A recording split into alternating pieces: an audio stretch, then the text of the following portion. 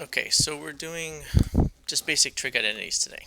Okay, using some of the ones that, like the Pythagorean identities and the reciprocal and the quotient identities. So I gave you some steps. We're going to prove the following. So step one is to start with the more complicated side. So the left side obviously is the more complicated. So we're going to start here. Okay, so I have cosecant on the right. So when I look at this, I'm not going to want to change sign because cosecant is basically 1 over sine. So what I'm going to start doing is I'm going to start by changing the most complicated trig function, which is cotangent. So that's where I'm going to start, changing cotangent to cosine over sine. Then I'm going to multiply.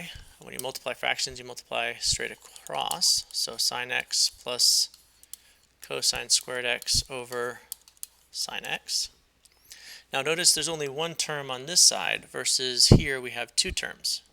So I'm going to add them together, but I have to first get common denominators. So I multiply this one, the top and the bottom, by sine. So I get sine squared plus cosine squared x over sine x. And this right here, this is the Pythagorean identity, and the Pythagorean identity says this is equal to 1. So you get 1 over sine x, which equals cosecant x. Okay, and that's where we were trying to get to. Okay, now that's one way of doing it. Now, you could have also did a different way at this point. You could have left it as sine x plus, and then actually changed cosine x to 1 minus sine squared x over sine x. And then there's a rule: when you have one thing on the bottom, you can actually split up your numerator into two. So you could end up with sine x plus 1 over sine x minus sine squared over sine, which would have left you with sine x plus 1 over sine is cosecant x minus sine squared divided by sine is sine. So sine minus sine leaves us with cosecant. So there's two different ways of doing it, that one. Okay? Does it matter which way you do it?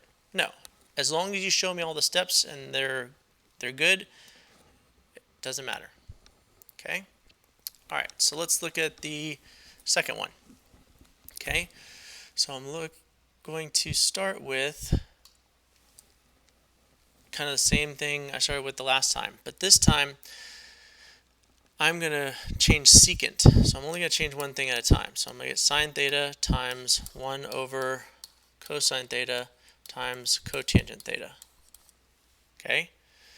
And then again, multiply across. So sine theta over cosine theta times cotangent theta. And sine over cosine is tangent theta times cotangent theta. Okay? And there's a rule that says that when you multiply anything by its reciprocal, you get 1. And tangent or cotangent are reciprocals, so you get 1, which is what we're looking for. So that's one way of doing it. Okay. Another way of doing it is very similar to the last one we did. So instead of changing secant at the beginning, I could have changed cotangent. So secant theta times cotangent, which is cosine theta over sine theta. And then sine divides out with sine, which leaves you with secant theta times cosine theta. And again, secant and cosine are reciprocals, which leaves us with 1. So there's, again, two different ways of solving this. All right, number 3. When you look through the rules, it says rule number 1 is to start with the more complex side. Rule number 2 is to go to any kind of algebraic simplification. So for this one, I'm going to start off by distributing it in my cotangent. So cotangent times cotangent is cotangent squared theta plus cotangent theta times tangent theta. Okay? And just like we said up here, tangent times cotangent, that's 1. So we get cotangent squared theta plus 1. This is one of our Pythagorean identities rearranged. So cotangent squared plus 1 is cosecant squared theta, which is what we're looking for. Okay?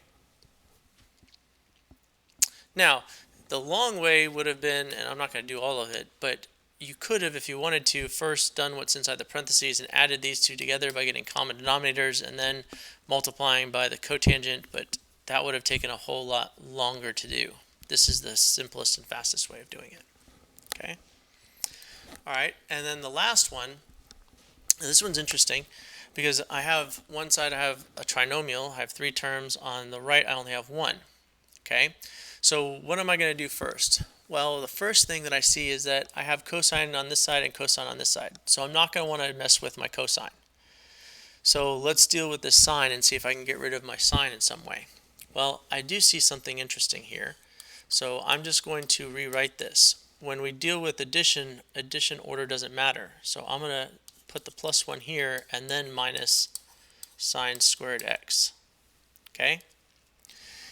And then that means that this right here, that is one of my Pythagorean identities. And my Pythagorean identity says this is equal to cosine squared. So now I have 2 cosine squared theta, or x, plus another cosine squared x, which means I have 3 cosine squared x. Okay? Your code for today is G0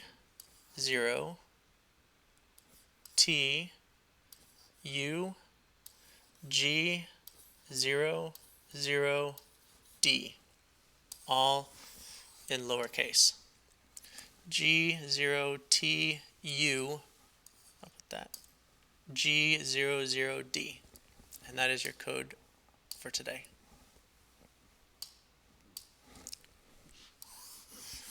All right. Now, there is another way to solve this, okay? At the beginning, I could have gone this way, and I'll show you. Instead of rearranging this, I could have just changed out my sine squared and rewritten it as 2 cosine squared x minus, and sine squared is 1 minus cosine squared x plus 1. So this is my sine squared x, and I changed it to that using my Pythagorean identity.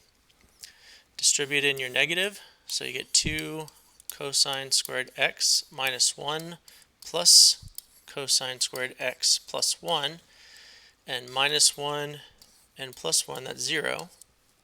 So I'm still left with 2 cosine squared plus 1 cosine squared, which is 3 cosine squared. Okay, so that's another way of doing it. Either way, I get to the correct answer.